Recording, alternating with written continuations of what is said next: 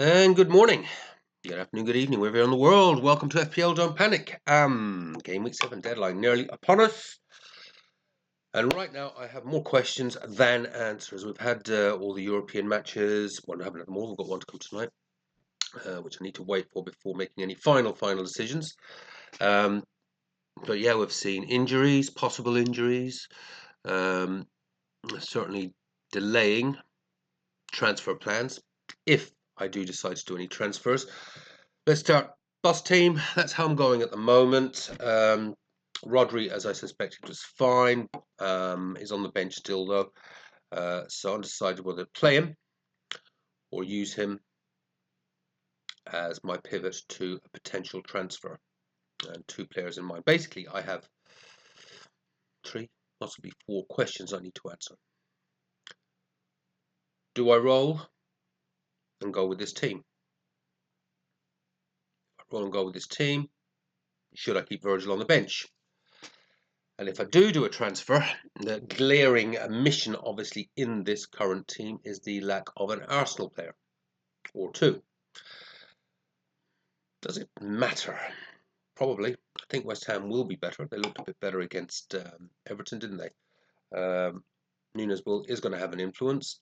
Do I still think they're going to get beaten? Yes. Do I think it's going to be 5 or 6-0? Could still be, to be honest with you. But I don't think it will be. But I do think it's going to be 2 or 3. And players that will hurt me, obviously, if they do score, would be Gabriel, obviously. Is Arteta keeping it under cover? Is there a bit of an injury there? Could Gabriel now be a risk? I certainly wouldn't be.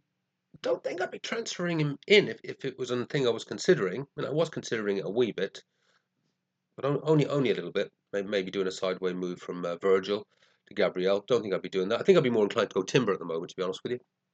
Like Timber a lot.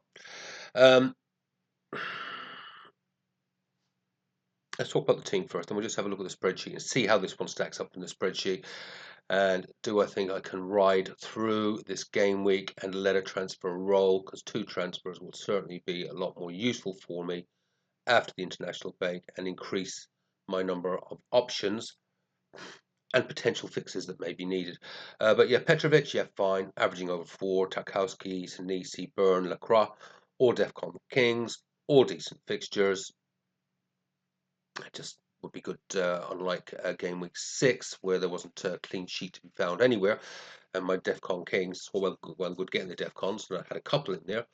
But overall, my defensive numbers, which have been riding along beautifully and really driven my rank rises since game week 4 in particular, 3 green hours in a row, but the 2 in particular in 4 and 5, which have been hugely driven by by my defensive contributions and clean sheets. Fell off a cliff, absolutely fell off a cliff in 6. As I say, yeah, I've been working with pretty much a floor of 25 and a ceiling of 40. Well, that dropped right down, as you'll see in the spreadsheet shortly. Foden, Bruno, Semenyo, midfield. I think that's a decent powerhouse for midfield. Foden has been, he's got a good record. I mean, as I took the hit from him, which hasn't paid off. But I also had that Brentford fixture in mind as well. I was just hoping I'd get returns out of both games. And obviously in the game just gone, he was only fucking got their own goal. That's so frustrating. Frustrating game, isn't it? You know, that could have been a 10-pointer there instead of a 1-pointer as it turned into. But he has a fantastic record against Brentford and usually gets a goal or 2 there. So that could really do with that, given my lack of Arsenal coverage. Bruno, yeah, this could be Bruno's last hurrah for me, especially given it's Liverpool in the next fixture. So Bruno could be, particularly as I say, if I roll, Bruno could become a very useful cash cow to do some really good things in game week 8. And Semenyo, hopefully, he can just keep his consistency going and get a return. João Pedro hasn't had had 1 shot in target in 3 matches. It's not great. But Liverpool have not been looking great either, and also has to be borne in mind that for I think 2 of those 3 matches, Chelsea were largely playing with 10 men, so that won't have helped João Pedro either. Hopefully we can see a return to form for João Pedro against Liverpool, if indeed this is the lineup I stay with. Mateta has been looking good, looking really good, in fact, the last couple of games. Looked great against Liverpool.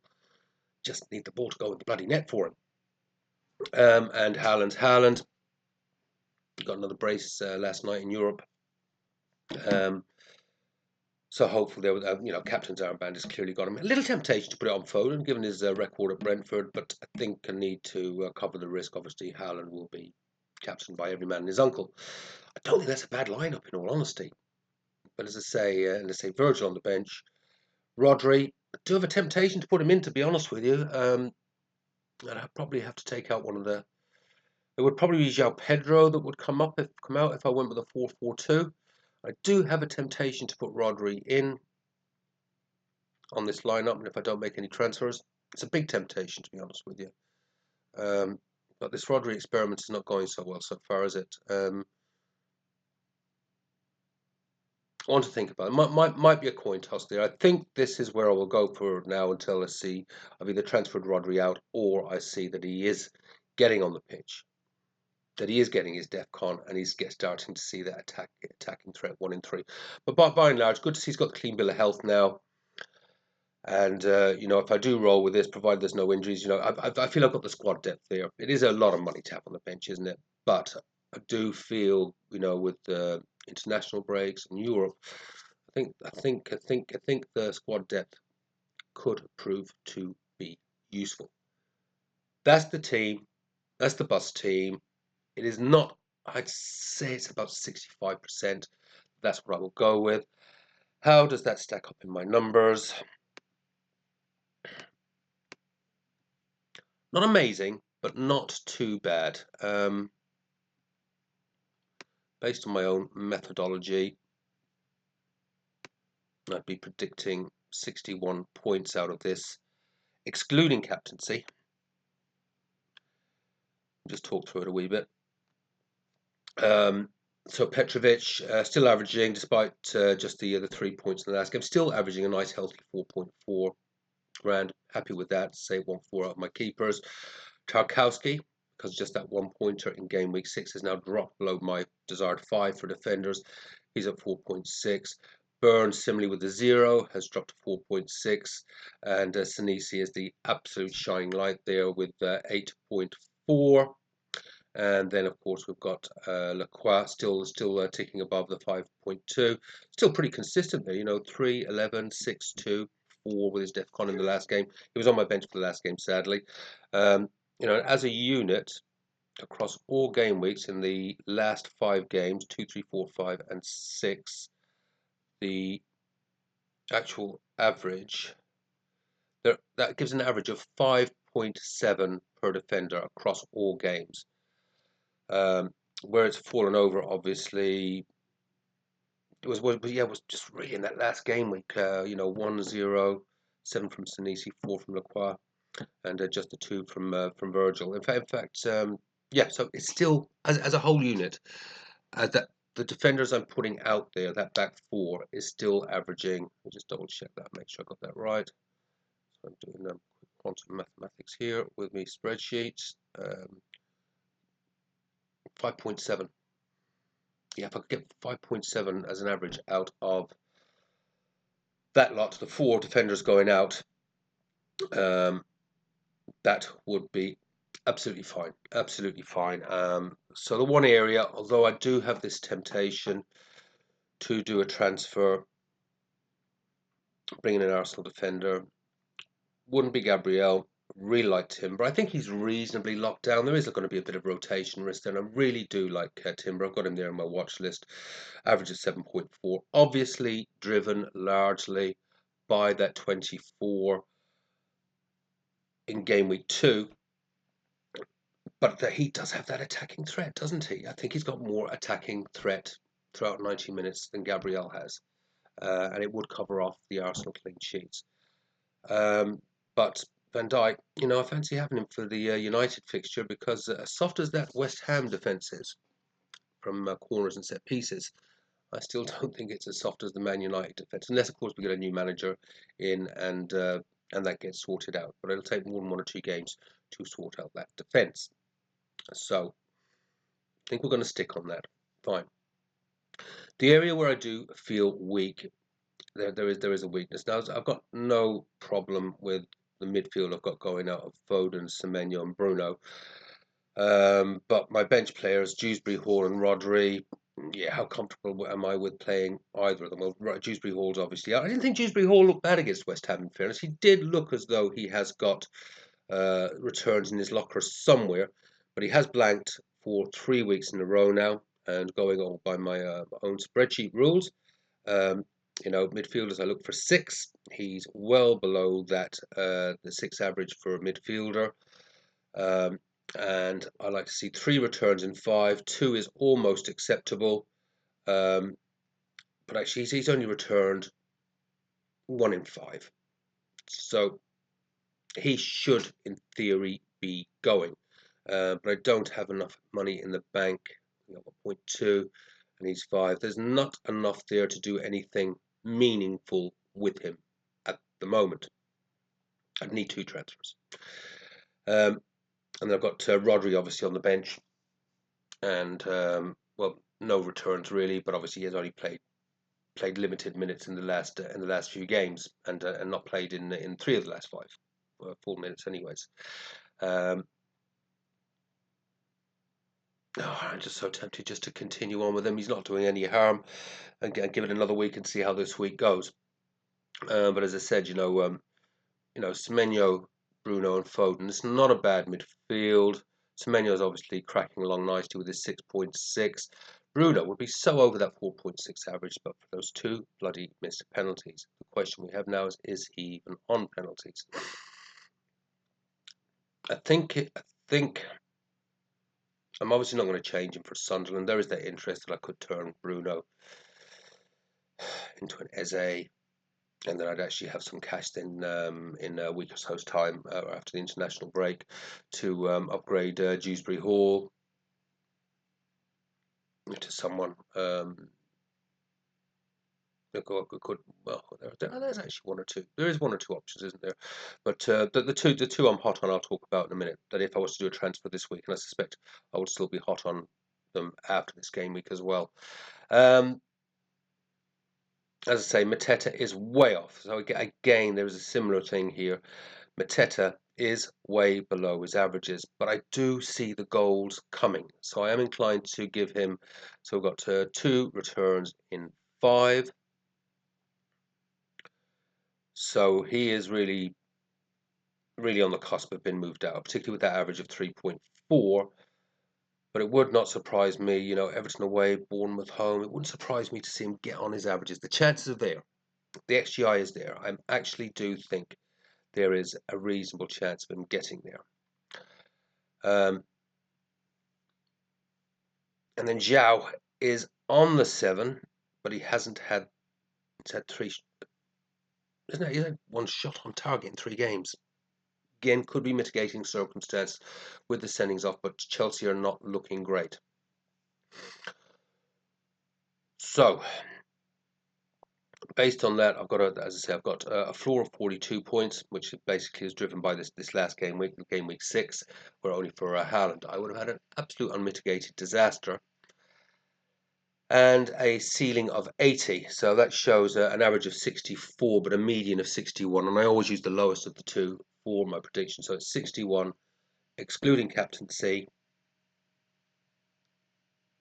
And that's what I always give I don't add captaincy to my predictions because very rarely do you get a clean game week. So it's sort of there to mitigate the, bookings, unexpected rotations, etc., etc. Just something always fucking happens. So 61 is my prediction, and honestly, though I like to get the 70, I wouldn't be overly unhappy with that this game week. Just a little steady in game week, just to get that extra transfer, so I can do some more significant things. If I say if, and I am very, very tempted, I do worry that I have got absolutely no Arsenal coverage, and so there are 4 Arsenal players that I I would like to get to, but we'll rule out. Did this spreadsheet update last night before saw that Gabriel had potential. I think he'll be okay, but it wouldn't surprise me if he's given the rest, given it's a home fixture against West Ham. That they just protect him a wee bit. Might be an excuse to pull him out of international duty. Something to think about. We never trust what Arteta says. Never trust what Arteta says. So he did seem to indicate that he'd be okay. Don't trust Arteta. I wouldn't be going Gabriel anyways. I couldn't. The way obviously it would be funded by using Van Dijk, and I need. One of the things I want to think about is, do I want to have more than one Liverpool asset for the match against United in game week 8? And 2 moves I could get to Isak. Not many people go there. I tell you what, Isak could wreak havoc. More havoc than Joker is against West Ham. Isak could wreak against United. And it would be, I could see it, it's just been prophetic here. I could see United scraping some sort of result against Sunderland, going to Liverpool, getting absolutely dicked, and that is the final nail in the Amarin coffin. We'll see. Let's not talk about what I might do in game week 8. We'll get there when I see it. We'll see what transfers I've got, what injuries might have happened over the international break, etc. If I was to do a transfer this week, the 2 hot ones, in my opinion, I have Eze on my watch list there. I've got no easy way to get to him though, without unless I take out Bruno, and I just can't in all good conscience do that. Well, again, in a home fixture against Sunderland. So let's rule out Eze, as much as I think he could do some serious damage to West Ham. Wasn't it? Yeah, it was Eze and Rice came off the bench last night to get Arsenal's second goal. Sorry, no, Eze and Saka. And the Eze and Saka, they could, yeah, that would be my ideal too, honestly, to have going, to have in this team. Those would be my ideal too, as much as Gabriel does worry me. Rice, Declan Rice, showing an average of 5 there. He's has returned.